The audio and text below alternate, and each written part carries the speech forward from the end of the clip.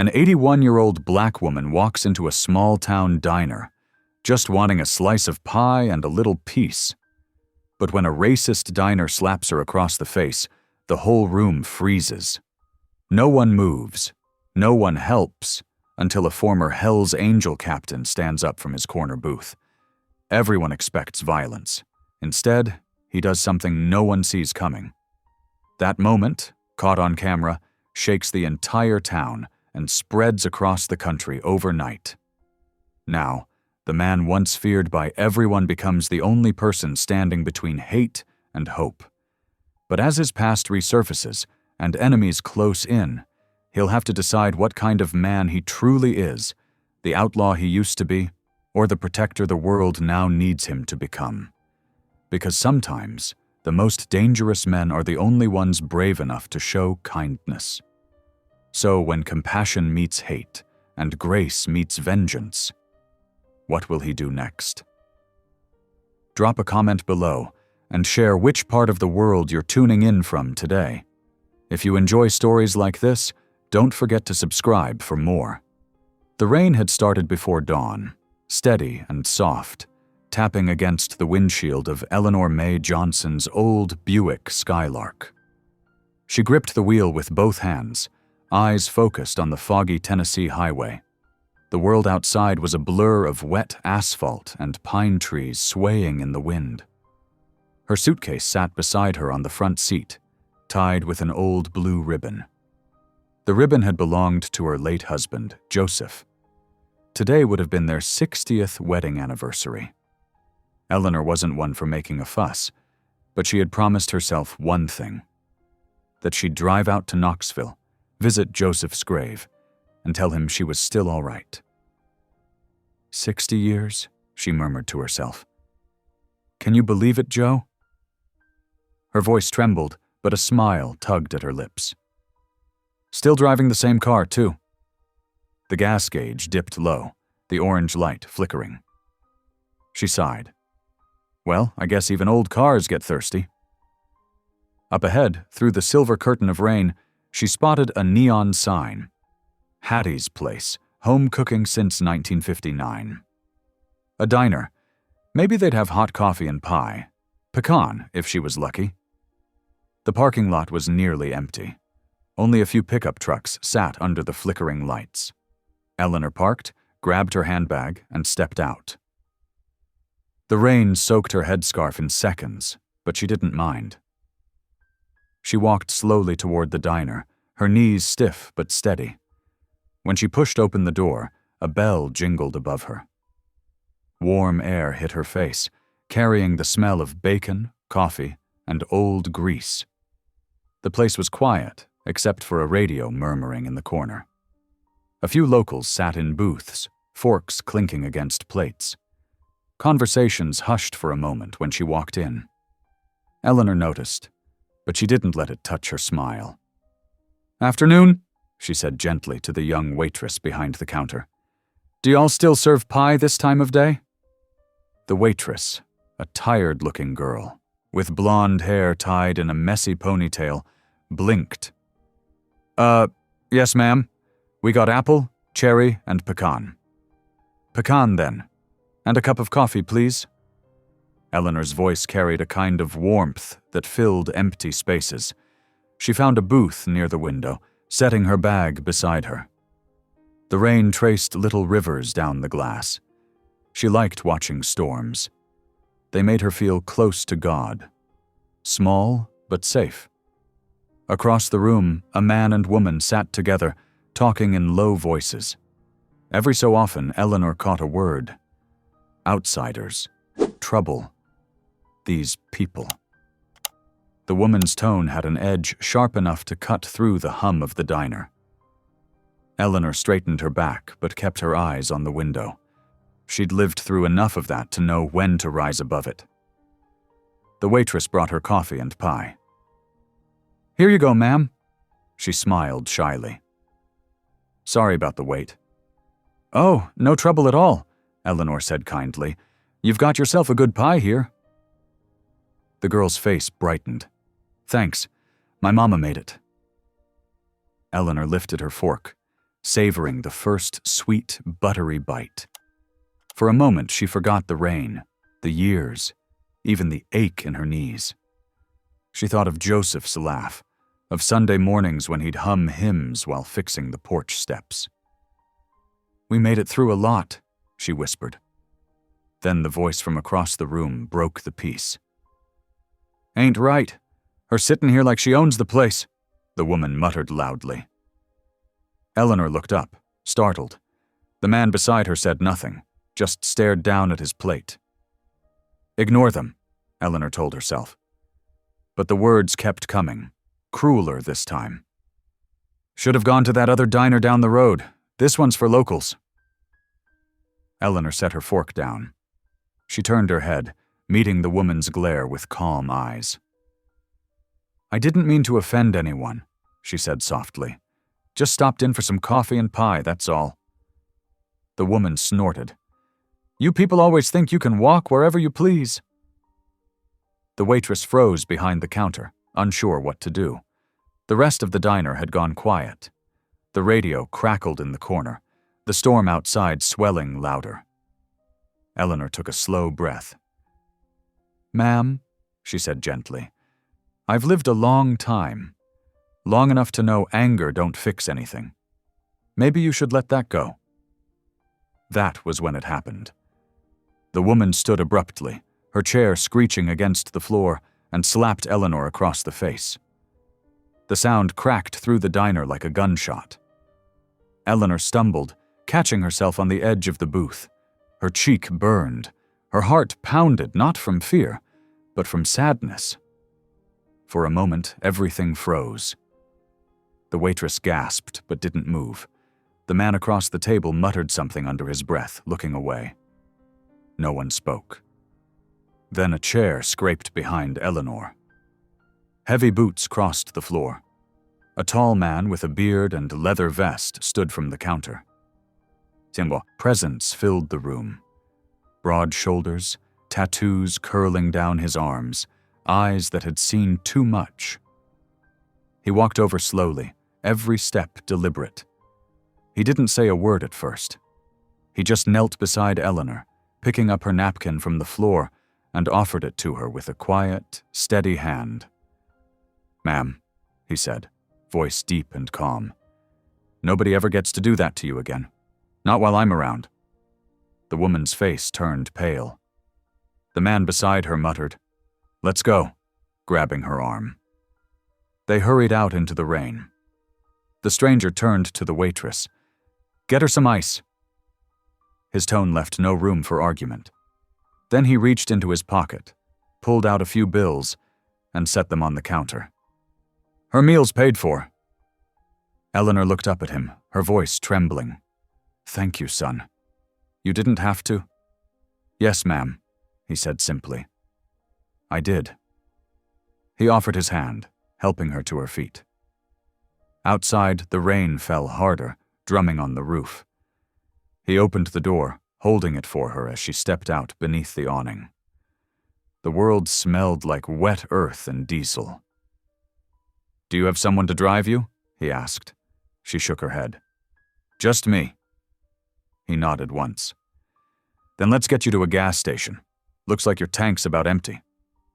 And so, under a gray Tennessee sky, an elderly woman and a hardened stranger walked side by side to her car, their lives already tangled by one small act of decency that neither could yet understand. The bell over the diner door still jingled as the woman who slapped Eleanor hurried into the rain. Her partner followed close, head down, boots splashing across puddles.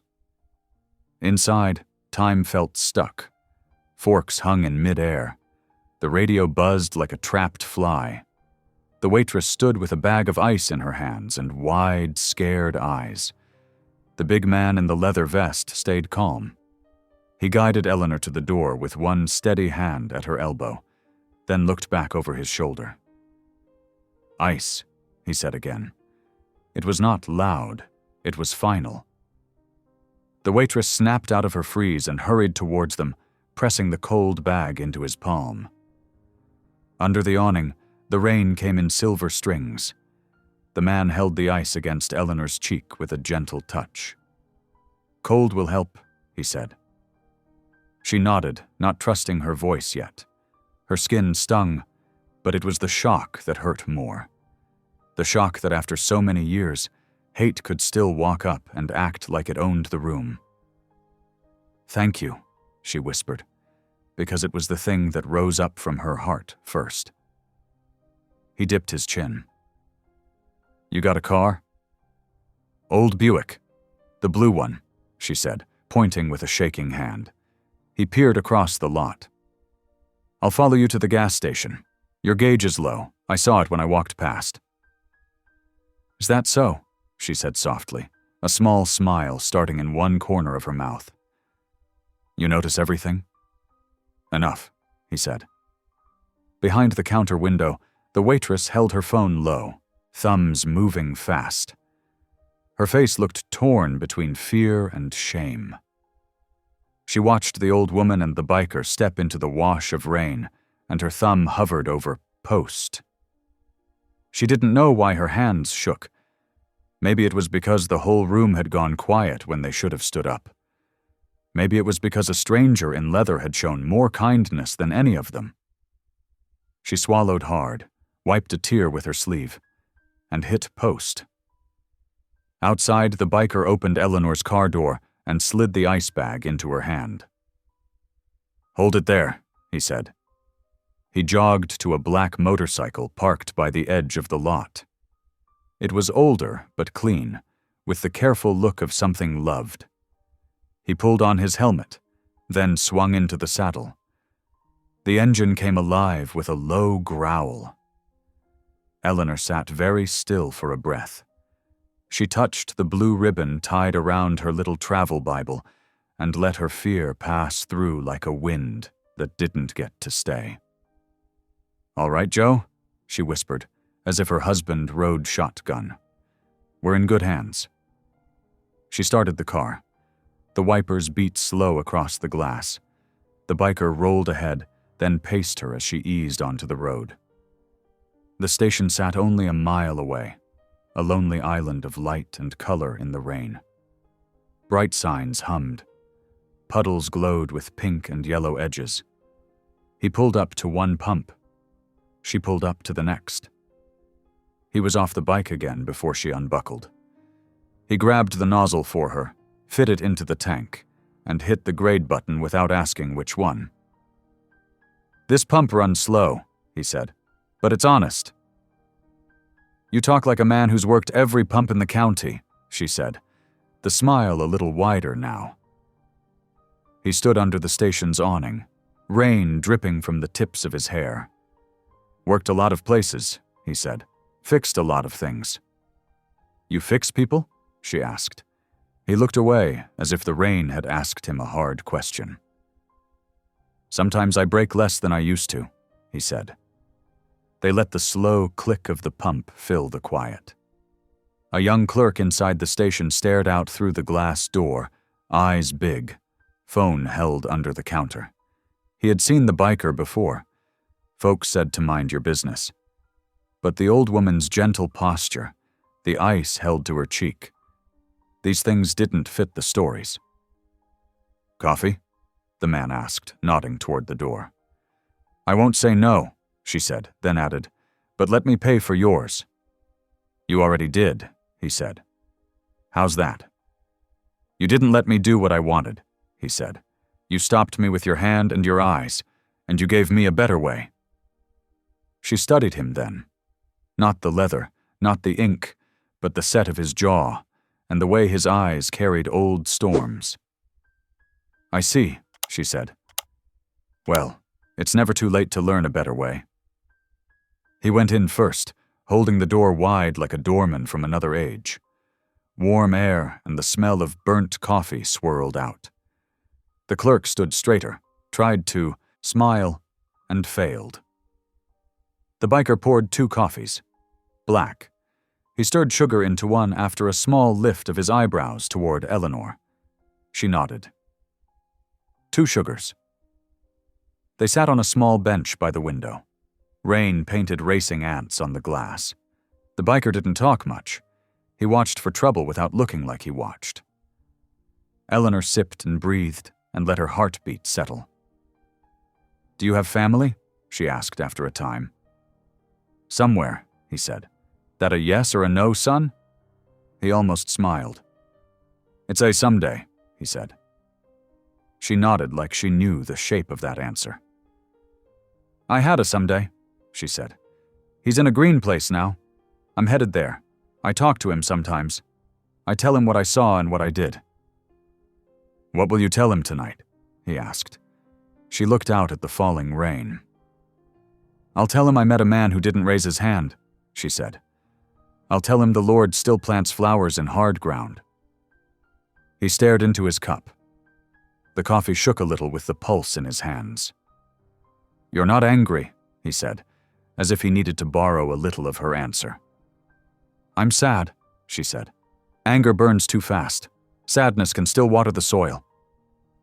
The door beeped as a couple came in, shook off rain, and went to the coolers. The clerk kept glancing at his phone. The biker's gaze lifted to the station TV mounted high in the corner. It played local news with captions crawling by. The volume was down.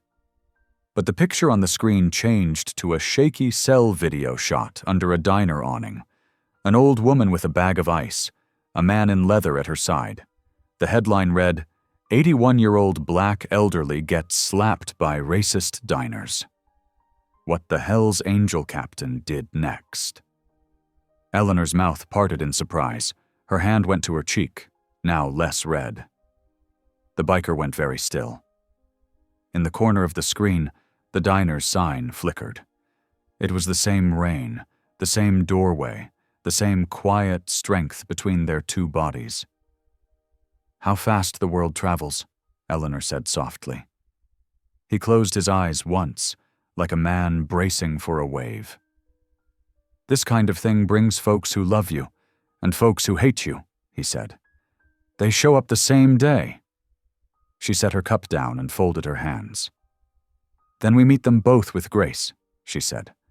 "That's the rule I try to live by." He looked at her for a long beat. "You shouldn't have to live by rules for other people's sins," he said. "And yet," she said, "it keeps my soul light enough to carry."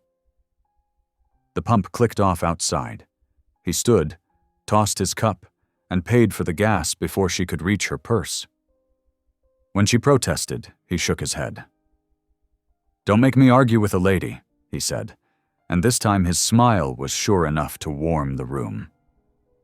They stepped back into the wet world. He tightened the gas cap on her Buick and wiped the rain off her side mirror with his sleeve. The station lights cast soft halos on the asphalt. "Where are you headed?" he asked. "Knoxville," she said. "Cemetery up on the hill. My husband's there." He nodded. "Road's slick, but if you take it slow, you'll be fine." "You think I ought to be alone on a night like this?" she asked, not to test him, but to let him choose. "I think you shouldn't have to be," he said. She held out her hand. "Then drive ahead of me, if you don't mind," she said. "I'll follow your tail light." He took her hand, warm and firm. "Yes, ma'am," he said. They pulled out together, her Buick tucked in the safety of his wake. The rain lightened to a mist. In the diner behind them, the waitress sat in the back room, staring at her phone as the views climbed. 10, 50, 100, 1,000. And tears fell for reasons she could not fully name. On the TV in the station, the headline ran again and again. In a farmhouse a few miles down the road, a woman who had thrown a slap sat at her kitchen table, shaking, the phone lighting her face with a hard truth she could not outrun. On the wet black ribbon of highway, the biker's red tail light burned steady, a small, stubborn star. Eleanor followed, hands at 10 and 2, humming a hymn because the tune held her steady. The town slid away behind them. Ahead, there was a grave on a hill and a promise to keep. Between those 2 points, a thin thread of kindness stretched tight and true, and it held. The road out of town was slick, and mist hung over the fields like breath on a cold morning. Eleanor's headlights followed the steady glow of the biker's red tail light ahead of her. She felt oddly safe trailing him, though she still didn't know his name. When they reached the edge of a small town, he turned into a brightly lit gas station lot and motioned for her to pull up beside him. When she stepped out, the rain had slowed to a soft drizzle. "You didn't have to ride this far," she said, smiling gently. He shrugged, wiping his hands on a rag he pulled from his vest pocket. "Couldn't let you drive alone on slick roads. World's mean enough already." Eleanor chuckled softly. "You sound like my husband used to. Always said folks needed more looking out for each other." He nodded toward the station's awning. "Come on, let's get you under cover." Inside, the gas station was bright but quiet. Shelves of snacks lined the walls, and a sleepy clerk flipped through a magazine behind the counter. The man bought her a cup of coffee without asking, then poured himself one too. They stood side by side near the window, the steam from the cups rising between them. "Thank you again," she said. "I never caught your name." "Ray," he said simply. "Ray Harper." "Well, Ray Harper," she replied. "You did a good thing today. Don't think I'll forget it." He gave a small, uneven grin. "Ma'am, you don't owe me a thing. I just did what anyone should have done." She raised an eyebrow. "That's so. Funny. I didn't see anyone else standing up." He looked down into his coffee. "Yeah, well, I used to do a lot of standing up. Mostly for the wrong reasons." Eleanor studied his face. The faint lines around his eyes told of fights, sleepless nights, and regrets. "You don't strike me as a bad man," she said softly. "Maybe not anymore," he said. "But I was. I led a motorcycle club, Hell's Angels, back when they were meaner than folks give credit for. Did time for it, too." Eleanor didn't flinch. She just sipped her coffee and said, "And now?" He hesitated. "Now I run a repair shop. Keep to myself. Try to stay out of trouble." She smiled. "Trouble's funny. Sometimes it finds you just to test if you've really changed." He glanced at her, almost amused. "You talk like a preacher." She laughed. "No, son. I'm just old enough to know life don't waste pain. It teaches, if we let it." For a moment, silence sat between them. Not heavy, just thoughtful. Outside, a truck rumbled past, splashing through a puddle. Eleanor sighed. "I've lived through hard times, Ray. I know how hate can take root if you let it. I forgave the man who killed my husband. Took years, but I did it. You don't move forward till you lay the burden down." Ray turned toward her, eyes wide. "You forgave him?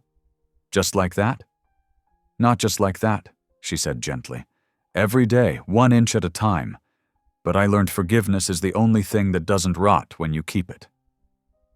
He looked away, jaw tight. "Maybe one day I'll get there." "You already started, son," she said. "I saw it today." Ray didn't answer. He just nodded once, then set his cup down and said, "Let's get you gassed up. Storm's picking up again." When they stepped outside, the drizzle had turned to a light fog. The air smelled like wet pavement and pine. Ray filled her tank and wiped the windshield clean, while Eleanor watched him work. There was something careful about the way he moved. Strong hands that had learned restraint. When he was done, she said, "You've got good hands. Must be a fine mechanic." "Been fixing bikes since I was 16, he said. "Opened my own shop after I got out. Folks don't come by much. They see the tattoos, the jacket. They think I'm still who I was." Eleanor tilted her head. "Maybe they just need to see what I saw today." He looked at her, a little surprised. "And what's that?" A man who didn't raise his fist, even when he had every reason to. Her words stayed with him, even as they said their goodbyes, even as he rode off into the mist and watched her taillights fade toward the motel down the road. That night, Ray sat in his workshop, surrounded by half-finished motorcycles and the smell of motor oil. The rain tapped on the roof again, steady and soft. He poured himself a cup of cold coffee and turned on the small TV in the corner. Just background noise. Then, his phone buzzed. Dozens of missed calls. A text from a buddy. "You're on the news, man. Check Channel 7. Ray frowned, flipped through the channels, and froze. There he was, kneeling beside an old woman under the diner awning, holding a napkin to her cheek. The caption burned across the bottom of the screen. 81-year-old black elderly gets slapped by racist diners. What the Hell's Angel captain did next. Ray stared at the screen. His face filled the frame. Tattoos, scars, and all. Reporters called him the Angel of Mercy. He rubbed his temples and muttered, "Well, hell." Outside, the storm had passed. The world was quiet again, but not still. Something had shifted. Across town, in a small motel room, Eleanor sat on the edge of her bed watching the same story. The blue ribbon from Joseph's old Bible lay across her lap. Her eyes filled with tears, not from the slap, but from what came after. She smiled faintly and whispered, "Lord, you do send your angels in strange coats." Morning sunlight spilled through the clouds, bright and gold after a long night of rain. The world seemed washed clean, though the news hadn't stopped talking. Ray Harper's face was everywhere. On TV screens, on social media, even printed across the morning paper at the diner. Former Hell's Angel defends 81-year-old woman. Ray sat at his workbench, elbows on his knees, staring at the flickering screen of an old phone. His garage smelled like oil and sawdust. He hadn't opened the shop that morning. He wasn't sure if he wanted to. Calls had come in non-stop, some people thanking him, others spitting words that burned worse than gasoline. "Didn't ask for any of this," he muttered, wiping grease from his hands onto a rag. "Didn't mean to start nothin'." Outside, a car door shut. Ray looked up. Through the open shop door, sunlight caught the familiar shimmer of a blue Buick. An old woman stepped out, wearing a long coat and carrying a pie tin wrapped in foil. "Morning, Ray," Eleanor said, her voice steady and warm. He blinked. "Ma'am? How'd you find me?" "Wasn't hard," she said, walking toward him with slow, careful steps. "Town's not that big, and your name's all over the news." He rubbed the back of his neck, embarrassed. "Yeah, guess it is." She stopped in front of him, holding out the tin. "Made you something. Sweet potato pie. Recipe's been in my family longer than I can count. Thought you might like a piece of peace after the storm." He stared at it, unsure how to respond. "You didn't have to do that." "I know," she said simply. "But kindness deserves kindness back." Ray took the pie, the warmth seeping through the foil and into his hands. "You sure you want to be seen here? Some folks already acting ugly about that video." Eleanor smiled. "Son, I've been black and alive for 81 years in this country. I stopped worrying about what people think a long time ago." He couldn't help but chuckle. "Fair enough, ma'am. You got me there." Eleanor looked around his shop. Rows of motorcycles, tools neatly hung, a small radio humming quietly. "This your place?" "Yeah," he said. "Opened it after I got out. Not much, but it's mine." "It's honest work," she said. "And it's clean. You should be proud." He shrugged. "Some days I am. Some days not so much." Before he could say more, the sound of tires crunching gravel made them both turn. A rusted pickup rolled past the shop slowly, a pair of men inside glaring through the window. One of them shouted something cruel and ugly.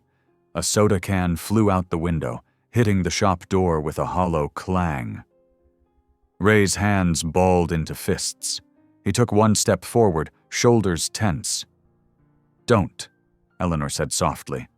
Her voice wasn't sharp, just firm, full of trust. "You already fought once this week, and you fought right. Don't let them take that from you now." Ray froze, jaw tight. He watched the truck speed off down the road, its laughter fading into the distance. His chest rose and fell hard, but slowly he unclenched his hands. "Sorry," he muttered. "Don't you apologize for having fire," she said. "Just learn where to set it so it gives light instead of smoke." He looked at her like she'd said something impossible and holy all at once. "You talk different," he said, "like everything's got a lesson behind it." She smiled. "Well, I taught third grade for 30 years. I guess it stuck." Ray grinned for the first time that morning. "Guess you taught more than reading and writing, huh?" "I tried," she said, "but not everyone listens." He looked down at the pie in his hands. "I'll listen, ma'am. Least I can do." "Good," she said, patting his arm. "Then start by eating that pie before you get back to brooding." They laughed together, the kind of easy laughter that fills cracks in the air. For the first time in a long while, Ray felt his shoulders loosen. As the morning stretched on, Eleanor told him about Joseph, her late husband, and their 60 years together. She spoke of faith and small-town classrooms, of forgiveness that took decades to grow. Ray listened, something softening in him with every word. After a while, she stood to leave. "You'll be all right, Ray," she said. "Don't let hate scare you back into the dark." He walked her to the car, pie tin still warm in his hands. "You sure you'll be safe driving alone?" She smiled. "I was safe the minute you stood up, son. That kind of goodness doesn't go away easy." As she opened her car door, he said, "Hey, Eleanor, why'd you really come?" She paused, resting her hand on the door.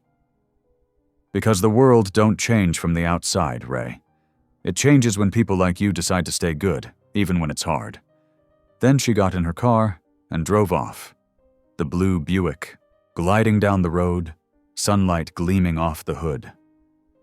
Ray stood there for a long time, the pie still in his hands, the smell of cinnamon and sweet potato filling his shop. He looked at the graffiti sprayed on his door from the night before, angry red words scrawled in haste. Slowly he walked over to the shelf, grabbed a paintbrush, and dipped it into a can of white paint. One careful stroke at a time, he began to cover the hate. When the last mark disappeared, Ray sat down on the shop steps and cut himself a slice of pie. The first bite was sweet, buttery, and soft. He smiled to himself. "Guess you were right, ma'am," he said aloud. "A little kindness does fix a bad day." And somewhere down the road, Eleanor smiled too, as if she'd heard him. The next morning, Ray woke to the sound of gravel crunching outside his shop. He rubbed his eyes and peeked through the blinds. The same old pickup from the day before sat parked across the road. Its engine idled, exhaust puffing gray into the cool morning air. Ray sighed. He didn't need to see the driver to know trouble was brewing. He put on his boots and jacket, but before stepping out, he paused by the counter where the leftover pie sat beneath a piece of foil. Eleanor's words drifted back to him. "Don't fight with fists. Fight with what they don't expect. Grace." He took a slow breath, then stepped outside. The truck sped off the second he opened the door, tires squealing. A fresh line of red spray paint glared at him from the side of his garage. "Traitor." Ray rubbed his hand over the word, smearing the paint. "Guess kindness don't pay the bills," he muttered. But there was no anger in his voice this time, just a tired sort of sadness. He walked back inside, grabbed a bucket of soapy water, and started scrubbing. By the time the sun climbed high, The word was gone. His arms ached, but his mind felt clearer. Around noon, a knock sounded at the shop door. Ray opened it to find the waitress from the diner, Trish, standing there, holding a paper bag and looking nervous. "Hey," she said softly. I brought lunch. Hope that's okay." Ray raised an eyebrow. "You didn't have to." "I know," she said. "I wanted to, for what you did." He stepped aside, motioning her in. The shop smelled of gasoline and paint thinner, but Trish didn't seem to mind. She looked around at the bikes, their chrome shining in the light. "You fix all these yourself?" "Mostly," he said. "Keeps me out of trouble?" She nodded slowly. "I saw what happened yesterday," she said. "The paint, the truck. Folks are talking ugly again." "Let 'em talk," Ray said. "They don't pay my rent." Trish looked down. "I'm sorry for recording that video without asking. I just didn't know what else to do. I froze when that woman slapped her. I should have said something." Ray wiped his hands on a rag. "You did something. You told Untra the truth. That's more than most." She looked up, eyes wet. "I didn't mean for it to go viral. I just thought people needed to see it." "They did," said a gentle voice from the door. Both turned. Eleanor stood there, dressed in her blue Sunday coat and carrying a plate of biscuits wrapped in a towel. "Ma'am," Ray said, surprised, "you shouldn't be walking around alone." "I'm 81, not 8100, she teased, stepping inside. "And I brought biscuits to make up for yesterday's pie." Trish smiled faintly. "I'll take one if you're sharing." "Help yourself," Eleanor said, setting them down on Ray's workbench. "Now, what are we all frowning for? This shop's got good bones, but the air feels heavy." Ray pointed to the now clean wall. "Had a message waiting for me this morning. Not a kind one." Eleanor nodded, eyes soft. "Hate always knocks first when love starts moving in." Trish frowned. "That's kind of beautiful." "It's also true," Eleanor said. "People fear what reminds them they can do better." The three of them ate together, simple food and easy talk softening the tension. Eleanor told a funny story about one of her old students who once glued his shoes to the floor. Ray laughed, really laughed, and Trish joined in until tears ran down her cheeks. But the light mood didn't last long. Later that afternoon, a man in a suit showed up. He introduced himself as a reporter from Nashville, microphone in hand. "Mr. Harper," he said, "you've become something of a local hero. People are calling you the Angel of Grace. Mind giving a comment?" Ray frowned. "I'm no angel. Just did what was right." "Still," the man pressed, "your story's everywhere. We'd love to feature you. Maybe talk about your past, your time with the Hells Angels, give people the full picture." Eleanor's eyes narrowed slightly. "Some pictures don't need retouching, young man." The reporter hesitated, then smiled nervously. "Just trying to share an inspiring story, ma'am." Ray's jaw tightened.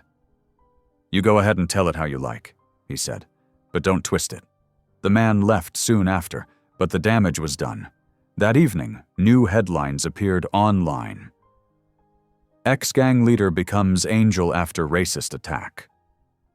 The comments poured in. Some praised him, others called him a fraud. By nightfall, his phone was full of threats. His shop email pinged non-stop with messages, some thanking him, some promising revenge. Ray turned off the lights and sat in the dark, head in his hands. "Should have kept quiet," he muttered. Eleanor sat beside him on an overturned bucket. "You can't unring a bell, Ray," she said, "but you can choose the song it starts." He looked at her, confused. "You didn't ask for fame," she continued, "but maybe the Lord saw someone who could carry it without turning, bitter." He shook his head. "I'm no preacher. I just fix bikes." Then fix hearts while you're at it, she said, her voice warm but firm. You already started with mine. Trish, sitting nearby, nodded. Mine too, she whispered. Ray rubbed his face. I don't know if I'm built for this. None of us are, Eleanor said. That's why Grace steps in where strength runs out. The shop stayed quiet after that. The rain started again, tapping lightly on the roof. Ray stood finally, looking at the clean wall where the hateful words once were. Tomorrow, he said, we repaint. But not just white this time. We'll make it something new. Eleanor smiled. Now you're talking. The next morning, when the sun rose, the shop door gleamed with a fresh coat of blue paint. In the center, written in white brush strokes, were the words Eleanor suggested before she left that night. Grace wins here. By the end of the week, the blue door with Grace wins here painted across it had become the most talked about sight in town. Folks drove by slow, pretending to check their phones while sneaking pictures. Some nodded in approval. Others scowled. But everyone looked. Ray noticed. He pretended he didn't care, but every time a stranger slowed down, his shoulders tensed a little. Guess the whole county's curious now, he muttered one morning as he swept the shop floor. Eleanor sat nearby in a folding chair, sipping sweet tea. Curious isn't always bad, son, she said. Curiosity's just the world leaning closer to listen. He smirked. You got a saying for everything. That's what years of teaching will do to you, she replied, eyes twinkling. You start turning life into lessons. The bell over the door jingled, and Trish stepped in, her hair tied back and a notepad in hand. Morning, she said brightly. I brought muffins and, well, an idea. Ray wiped his hands on a rag. That sounds dangerous, Eleanor chuckled. Let her speak, Ray. She's been thinking. Trish held up her phone, the screen showing a post with hundreds of likes. So, that photo of your new door went a little viral. People are asking if they can help repaint or volunteer here. I was thinking, why not let them? Start something good before the haters do. Ray frowned. Start what exactly? She grinned. A group. You already inspired folks. What if we turn that into action? Maybe a charity or a club that helps people, deliver groceries, fix cars for the elderly, stuff like that. Eleanor clapped her hands softly. Now that's an idea with legs. Ray rubbed his jaw. You mean a bunch of bikers and waitresses running errands for old folks? Sounds crazy. Crazy good, Trish said. Think about it. You know bikes, people know you're tough, and now they also know you're kind. That's rare. People listen to that. Eleanor nodded. Ray, maybe this is why that video went viral. Not to embarrass you, but to give others permission to be better. Ray leaned against his workbench, staring at the words on his door. Grace wins here. He sighed. All right. But if we're doing this, we do it right. No nonsense, no fighting, no politics. Trish grinned. Deal. Then we'll need a name, Eleanor said.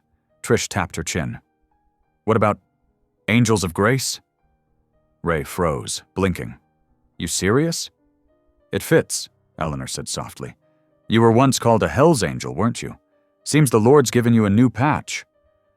Ray laughed under his breath. Angels of Grace, huh? That's got a funny ring to it. Good funny, Trish said. By the end of that afternoon, they'd made a Facebook page and posted a call for volunteers. Within hours, messages poured in. Bikers from nearby counties, church folks, even high schoolers wanting to help. They came the next day, 20 of them in all. Ray stood in front of his shop, hands in his pockets, trying not to look nervous. All right, listen up, he said gruffly. This ain't about playing heroes. It's about helping people who need it. No patch, no dues, no fights. You want to ride with us? You do it for the right reasons. Eleanor smiled proudly from her chair. A burly man with a shaved head raised a hand. What if someone gives us trouble? Ray looked him dead in the eye. Then you remember who you're riding for, and keep your fists in your pockets.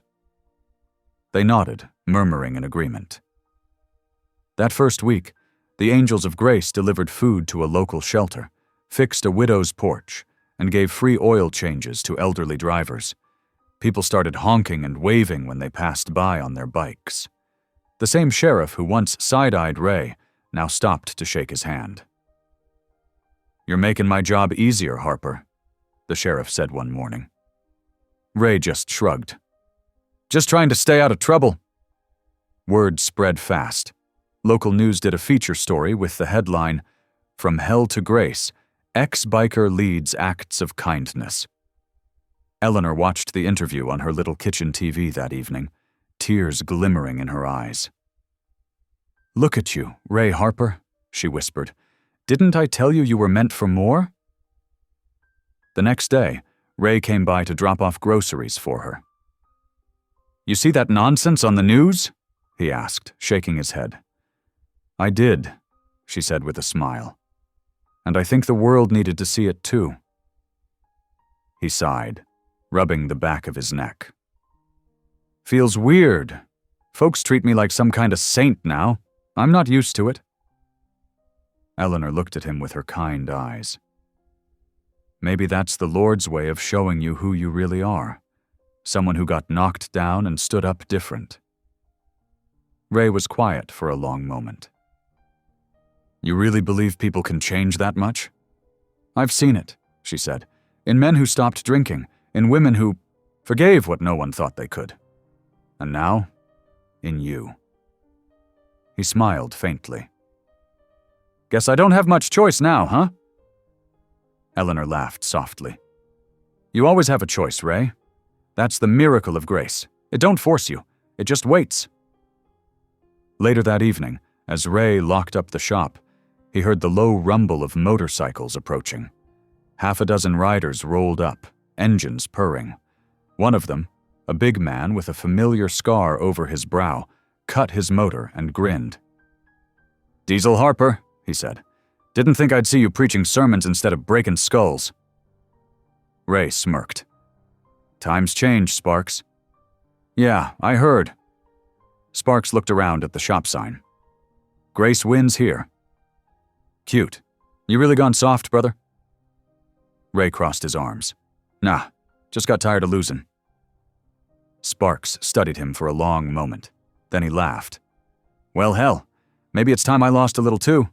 You got room for one more angel?" Ray grinned. "Always." And as the night settled over the Tennessee hills, the shop lights glowed warm against the dark. The rumble of engines echoed down the highway, not as a warning but as a promise. The Angels of Grace had been born. Summer came heavy and bright, painting Tennessee in long golden afternoons. The Angels of Grace had grown. What started with 20 riders had turned into 50, each one wearing a small patch stitched by Eleanor's own hands. The emblem was simple, a white wing crossed with a wrench. Every Saturday they met at Ray's shop. Engines rumbled, laughter carried on the warm wind, and neighbors waved from their porches. They fixed fences, built wheelchair ramps, mowed yards, and checked in on widows. The town that once stared now smiled. But not everyone liked the change. One hot evening, as the sun dipped behind the hills, Ray was closing up when a loud bang echoed outside. He stepped out to find his mailbox blown apart. Shrapnel scattered across the gravel. A small can of fireworks smoked in the wreckage, the fuse still sizzling. Ray kicked it aside, jaw tightening. "Cowards," he muttered. The sheriff arrived minutes later, lights flashing. "You all right?" he asked. "Yeah," Ray said. "Wasn't nothing but noise." The sheriff squatted, studying the ground. "Noise meant to scare you. You thinking about fighting back?" Ray shook his head. "Not my style anymore." The sheriff smiled faintly. "That's good. You're doing real work here, Harper. Don't let him pull you back down." Ray nodded but didn't answer. He could feel the old heat stirring, the instinct to chase, to prove, to protect. He went inside, sat on the shop steps, and rubbed his hands together. The scars along his knuckles caught the light. That's how Eleanor found him later that evening. She'd come with Trish, carrying a basket of fried chicken and lemonade. "You look like a man trying to wrestle his own shadow," she said, setting the basket down. Ray gave a half smile.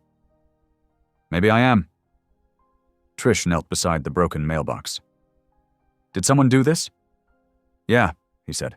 "Just some fool with fireworks. Ain't worth the trouble." Eleanor folded her hands in her lap. "Everything worth fixing takes trouble, son." He looked up. "You think I should fight back?" "No," she said softly. "I think you should show them what fighting back really looks like. Patience. Mercy. Grace that costs you something." He exhaled slowly. "You always make it sound easy." "Oh, it's not," she said. "But it's right." They ate together on the shop steps, the evening warm and still. The other bikers started showing up, one by one, to check on Ray. Sparks brought ice for drinks. Trish passed around chicken. Eleanor told old stories that made them laugh until their sides hurt. By night's end, the hurt had faded, replaced by something bigger, belonging. But peace never lasted long. A few days later, the Angels of Grace were helping repaint the diner. The new owner, a young woman who'd bought it cheap after the scandal, wanted to give it a fresh start. "No hate here," she told them. As they worked, a group of men in dusty trucks parked across the street, watching. Ray recognized one of them, Hank Dawson, husband to the woman who'd slapped Eleanor. His face was red, his eyes hard. The tension thickened. Sparks muttered, "You want I should talk to him?" Ray shook his head. "No, we finish the job and go home." But as the hours passed, the men's comments grew louder. "Fake angel," one shouted. "Trying to play hero for the cameras?" Ray ignored them. He focused on the paint roller in his hand. But when one of the men threw a beer can that splattered paint across Eleanor's shoes, his calm cracked. He took a step forward. Then another. "Ray," Eleanor said quietly behind him. "Don't." He stopped, fists tightening. She walked past him, slowly, gracefully, and faced the men herself. "You boys done making noise?" she asked calmly. "'Cause if not, I can wait till you run out of breath." The men froze, thrown off by her courage. "You're not angry?" Hank blurted. "I was," she said. "Then I remembered you can't shame a soul that knows peace." One of the younger men looked away, muttering, "Let's go." Hank hesitated, then spat near the curb, but turned and followed. Ray exhaled, the tension draining from his shoulders. "You could have got hurt," he said. Eleanor smiled faintly. "And you could have lost everything you've built. Looks like we both made good choices." They finished painting by sunset. When the new sign went up, "Eleanor's Table, Home of Kindness and Pie," the crowd cheered. Trish wiped her eyes as she placed a single flower vase in the window. "Feels like a second chance," she whispered. That night, as they all celebrated with pie and coffee, Eleanor coughed suddenly, hand trembling against her napkin. Ray caught her arm. "You all right, ma'am?" She nodded quickly, smiling. "Just a tickle. Been talking too much." But later, when she stood to leave, she swayed. Ray caught her before she fell. "Hospital?" he said firmly. Eleanor tried to protest, but her voice wavered. "Don't fuss over me, Ray. I've seen worse days." He didn't listen. He carried her to his truck while Trish ran for her bag. The others followed close behind, engines humming low. At the hospital, the fluorescent lights felt cold and sharp. Ray paced the hallway until the doctor came out, a calm woman with tired eyes. She's stable, the doctor said, but her heart's weak. Congestive failure. She's been pushing herself too much. Ray's stomach dropped. Is she?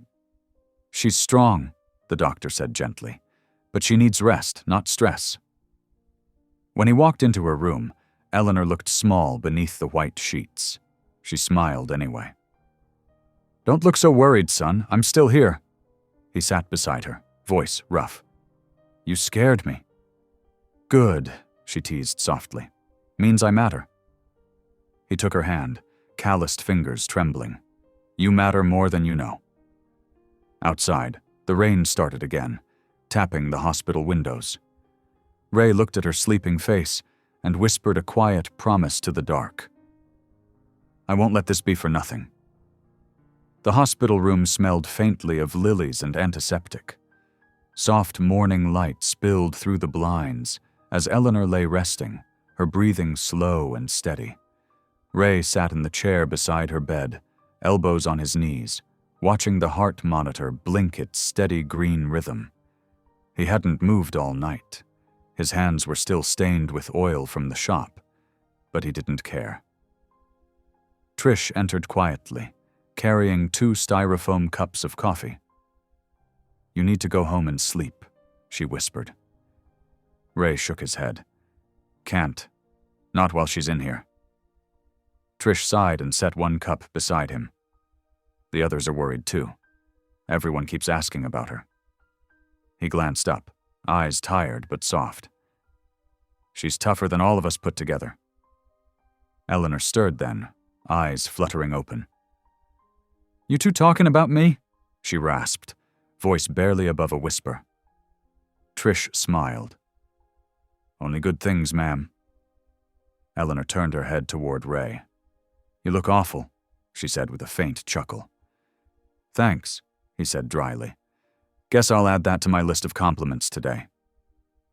Her laughter faded into a cough. The doctor had warned them she'd tire quickly, but Eleanor wouldn't stop trying to smile. Don't look so sad, son, she said softly. I'm not done yet. Ray took her hand gently. Doc says you need rest. And I'll get it, she said, after we finish what we started. Trish frowned. What do you mean? Eleanor's gaze moved between them. The Angels of Grace. We can't slow down now. People are watching. We've shown them what kindness looks like. Now we need to show them it lasts. Ray shook his head. We'll handle things. You just get better. But Eleanor's voice turned firm. No, Ray. This isn't just about me anymore. You started something bigger than either of us. He rubbed his forehead. I don't even know what I started. Yes, you do, she said, squeezing his hand weakly. You showed people that mercy can look like a man in leather who refuses to swing back. You showed them that forgiveness isn't weakness. He didn't speak for a long moment. Then he said, if we're doing this, we do it right. A ride. Something that matters. Trish's eyes brightened. A charity ride. We could raise money for elderly care, maybe fix up homes or buy food for folks who can't afford it. Eleanor smiled faintly. Now there's the spirit. By afternoon, the Angels of Grace began planning. The hospital staff watched curiously as bikers in leather jackets filled the waiting area, scribbling on notepads and passing around flyers. They decided to call it Eleanor's Ride, a fundraiser to help seniors across the county. The sheriff offered to escort the group, the diner agreed to cater food, and the local church volunteered its parking lot for the starting point. Even the mayor sent a letter of support. Eleanor watched it all unfold from her bed, eyes glistening. Look what love can build, she whispered to Ray when he came to show her the poster. The day of the event dawned bright and cool. The hills were green again after the rains, and the sky stretched wide and blue. Hundreds of bikers gathered in front of the hospital, their chrome gleaming like mirrors in the sunlight. People held signs that read, Ride for Grace, and Thank you, Eleanor. Eleanor sat in a wheelchair near the starting line, wearing her blue Sunday coat and a quilt over her lap. Trish stood beside her, camera in hand.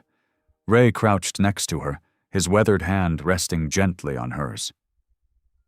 "You sure you feel up to this?" he asked. "I wouldn't miss it," she said. "If the Lord calls me home tonight, I want him to see I went out smiling." Ray swallowed hard, his throat tight. When the sheriff gave the signal, the engines roared to life. It was like thunder rolling across the earth, loud but full of purpose. Ray led the procession, Sparks right behind him, followed by hundreds more. They rode through the town, people lining the streets to cheer. Children waved, elderly folks clapped from porches. For once, the sound of motorcycles didn't bring fear. It brought hope. Hours later, the riders returned, engines quieting as they rolled back into the lot. The crowd gathered around Eleanor's chair, chanting her name. Trish bent down. "They raised over $12,000, she said excitedly. "Can you believe it?" Eleanor smiled, eyes shining. "Yes, dear, I can." But as she turned toward Ray, a wave of weariness crossed her face. Her breathing slowed, and she pressed a hand to her chest. "Eleanor?" Ray said quickly, kneeling beside her. "Hey, stay with me." She tried to speak, but only managed a faint smile. "I told you, I'd rest after." Then, softly, her head fell back. Trish gasped. Ray's heart stopped cold. The paramedics moved fast, but the truth settled before anyone said a word. The crowd went silent. Even the engine seemed to bow. Ray stood there, his hands shaking, the sound of the cheering replaced by a hollow stillness. He looked up at the sky, a sky so blue it almost hurt, and whispered, "You did it, ma'am. You really did it." The sheriff took off his hat, bowing his head. Trish began to cry, her camera trembling in her hands. Sparks placed a hand on Ray's shoulder. Later that evening, after everyone had gone, Ray stayed behind. The parking lot was empty now except for a few folding chairs, and the scent of exhaust lingering in the air. He sat where Eleanor's wheelchair had been, her quilt still draped over the armrest. The quilt smelled like lavender and home. Ray folded it carefully, pressed it to his chest, and whispered into the quiet, "Rest easy, ma'am. We'll carry it from here." And as the sun sank behind the hills, a single beam of light broke through the clouds, landing on the words painted across his jacket. Angels of Grace. The days after the ride felt like winter, even though the sun still burned warm over the Tennessee hills. The laughter and engine roars that once filled Ray's garage had gone silent. The shop stayed closed for 2 full days, the big blue door locked and still. The sign above it, "Grace Wins Here," looked almost too bright against the stillness. Inside, the smell of motor oil mixed with the faint sweetness of lavender from Eleanor's quilt, which he had folded neatly on her favorite chair. Every time he passed it, he slowed down, just to touch it. Trish came by every morning. She'd knock softly, carrying coffee and a bag of biscuits. The first time, he didn't answer. The second day, she let herself in. "You can't hide forever," she said gently. Ray sat at his workbench, staring at nothing. "Not hiding," he said. "Just thinking." "You've been thinking for 3 days," she said, pulling up a chair. "You'll rust before those bikes do." He almost smiled. "Ain't much left to say. She was the heart of this thing. Without her..." His voice cracked before he could finish. Trish leaned forward. "Without her, there's you," she said. "And she'd tan your hide if she saw you moping like this." He sighed, rubbing the back of his neck. "I just don't know what I'm supposed to do now." Trish reached into her bag and pulled out an envelope. "She left this with me," she said softly. "Told me to give it to you if she didn't make it through the ride. Ray froze. "What is it?" Trish handed it to him. The envelope was cream-colored, the edges worn. His name was written in careful, looping cursive, Ray Harper. He turned it over in his hands before opening it. Inside was a single sheet of paper, written in the same delicate handwriting. "Ray, don't let that slap be the story. Let what you did afterward define your life. You showed the world that kindness can roar louder than hate. Don't stop now. Grace didn't die with me. It just moved to your hands. When you feel lost, remember what I told you. Love doesn't end. It just changes shape. Be good to yourself and keep the fire pointed toward the light. Eleanor." Ray stared at the words until the letters blurred. He folded the note and slipped it into his vest pocket. "She knew," he whispered. Trish smiled faintly through her tears. She always did. That afternoon, word spread fast. People were coming to the shop, asking if the Angels of Grace would continue their work. Old folks brought casseroles and thank you cards. Children drew pictures of motorcycles with angel wings. Someone even dropped off a handmade wooden cross, carved with the words, "Ride in peace, Eleanor." Ray stood on the steps, watching them.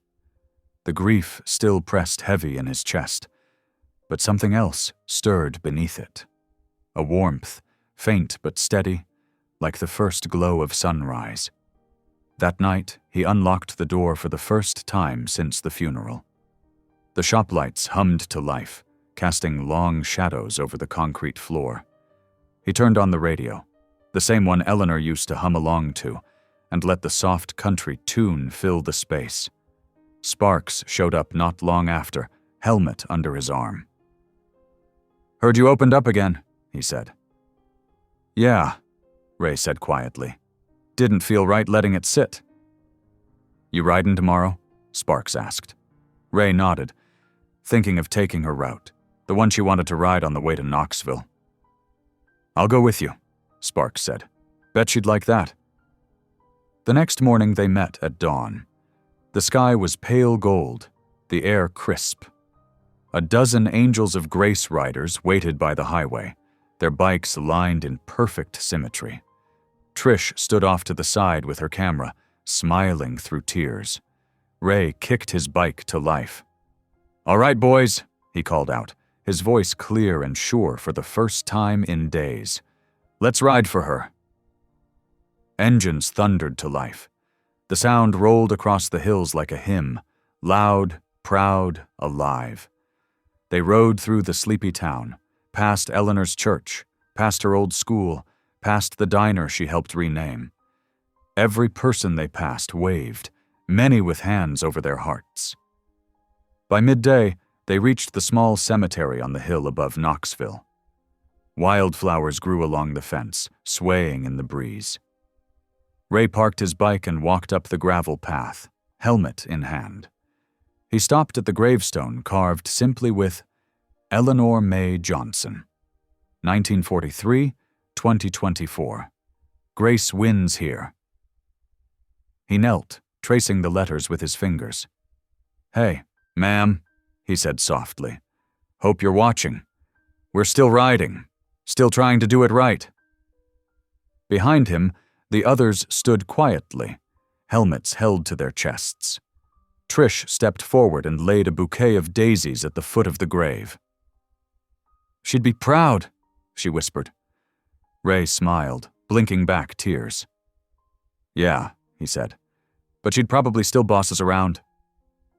They laughed, low, gentle laughter that felt like sunlight after rain. As they prepared to leave, Ray took one last look at the grave.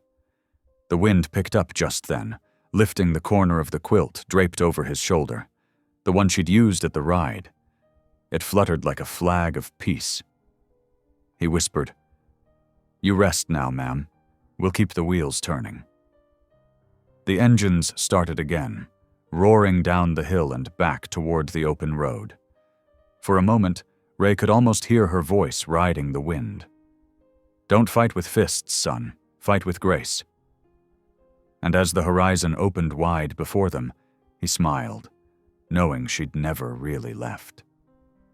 Morning sunlight warmed Ray's hands as he unfolded Eleanor's second letter, found tucked inside her Bible. The paper smelled faintly of lavender. Her handwriting wavered, but the message was clear. Grace is heavier to carry than hate, but it builds stronger arms. He smiled through his tears. Around him, the angels of grace worked quietly, painting, fixing, helping. Her words lived on through their hands. Ray whispered, "You were right, ma'am." And as a soft breeze lifted the edge of the letter, it felt like she was smiling back. A year later, the angels of grace rode again, hundreds strong, engines humming like a living heartbeat. Banners reading "Ride for Eleanor" fluttered above the crowd. Ray led the convoy, her quilt folded neatly across his handlebars. Children waved flags, elders prayed, and strangers smiled through tears. Each mile carried a story, a lesson, a spark of her kindness. When they reached the old diner, now named Eleanor's Table, Ray raised his hand, pausing the rumble. "Ride safe," he called. "Ride kind." The crowd cheered, their engines answering heaven itself. Spring returned to the Tennessee hills with soft winds and golden light, the kind of morning that felt touched by heaven. The fields shimmered green, dotted with wildflowers, and the highway stretched like a silver ribbon across the land. Along that road, hundreds of bikers gathered, engines idling low, chrome flashing in the sun. They came from every direction, drawn by a single name stitched on their jackets: Angels of Grace. At the front of the line sat Ray Harper, his beard now gray, his eyes tired but full of peace.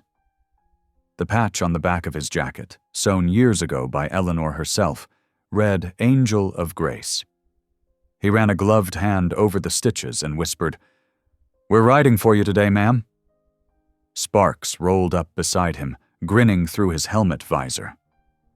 "Let's give her a show, brother." Ray nodded once. The engines roared alive, the sound rolling through the hills like thunder dipped in mercy. The convoy surged forward, hundreds of bikes strong, a living river of chrome and leather. They passed the church where Eleanor once sang hymns, the little school where she taught, and finally, Eleanor's Table, the diner reborn in her honor. The scent of pie drifted through the open windows, and townsfolk stood outside waving handmade signs that read, "Grace wins here." Ray raised a hand as they passed, his throat tight. Every face he saw looked changed, humbled, hopeful, redeemed. This was what she'd built, a world softer than it used to be. When they reached the cemetery on the hill, the riders parked side by side. The valley below shimmered in the afternoon light, engines fading into stillness. Ray removed his helmet and walked up the gravel path, his boots crunching softly. Eleanor's grave sat beneath a blooming magnolia tree, her stone polished white. The words carved deep into the marble read, "Eleanor May Johnson, 1943, 2024, Grace wins here." Ray knelt beside it, tracing the letters with his calloused hand. "You were right, ma'am," he said softly. "Grace wins every time." He laid his jacket over the stone, the patch glinting in the sun. "You gave me back my life. I won't waste it." Behind him, the riders bowed their heads. Then Ray raised his arm high. Engines erupted, the roar echoing like a prayer across the Tennessee hills. As he mounted his bike and led the convoy down the winding road, a warm breeze carried a whisper through the air, soft, certain, and kind. "Keep riding, son. Grace wins here." Ray smiled, eyes bright with tears, and opened the throttle toward the light. Thank you for listening. Stories connect us in the most unexpected ways. If you felt that spark today, make sure you're subscribed. I share a new one daily, and the next might change your day.